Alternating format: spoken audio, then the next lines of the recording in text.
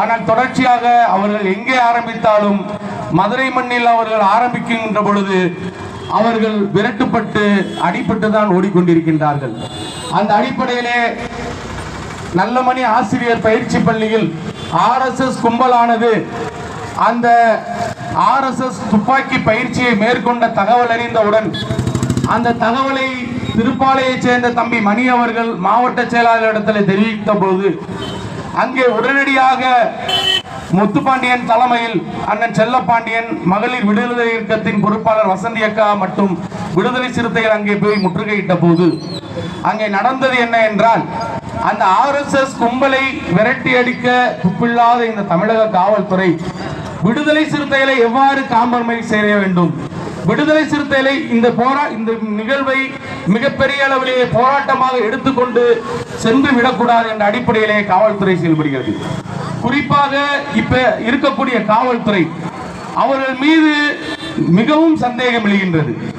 ஏனென்றால் இந்த மண்ணில் 1990 காலகட்டத்தில் விடுதலை சிறுத்தைகள் கட்சி ஆரம்பிக்கப்பட்ட பொழுது விடுதலை சிறுத்தைகள் எந்த போராட்டம் நடத்தினாலும், விடுதலை சிறுத்தைகள் எந்த ஆர்ப்பாட்டம் நடத்தினாலும் அவர்கள் தீவிரவாத செயல்களில் ஈடுபடுகிறார்கள்.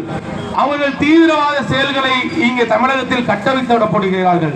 எழுச்சி தலைவர் தலைமையிலே இவர்கள் மிகப்பெரிய அளவிலே தீவிரவாதத்தை தமிழகத்திலே ஏற்படுத்த முயற்சிக்கிறார்கள் என்று தொடர்ச்சியாக இந்த காவல்துறை நமது கட்சியின் முன்னணி பொறுப்பாளர்கள் மீதும் எழுச்சி தலைவர் மீதும் பல்வேறு வழக்குகளை புனைந்து தேசிய பாதுகாப்பு சட்டம், குண்டர் தடுப்பு சட்டம் என்ற கருப்பு சட்டங்களை எல்லாம் விடுதலை சிறுத்தைகள் மீது ஏவி ஒடுக்க நினைத்தது.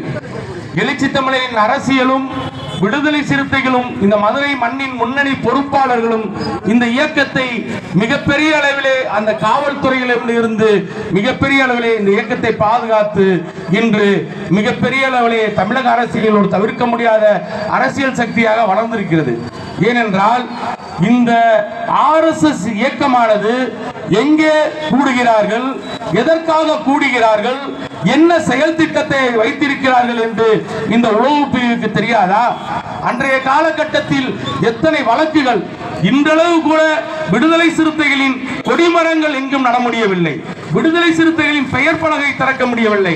அதற்கெல்லாம் காவல்துறையின் உளவு பிரிவும் அந்த எல்கைக்கு உட்பட்ட காவல்துறை அந்த பெயர் பலகையும் அந்த கொடி கம்பத்தையும் அகற்றுவதில் எவ்வளவு அக்கறை காட்டுகிறதோ அந்த அளவில் இந்த RSS இயக்கங்களும் பாரதிய ஜனதா கும்பல்கள்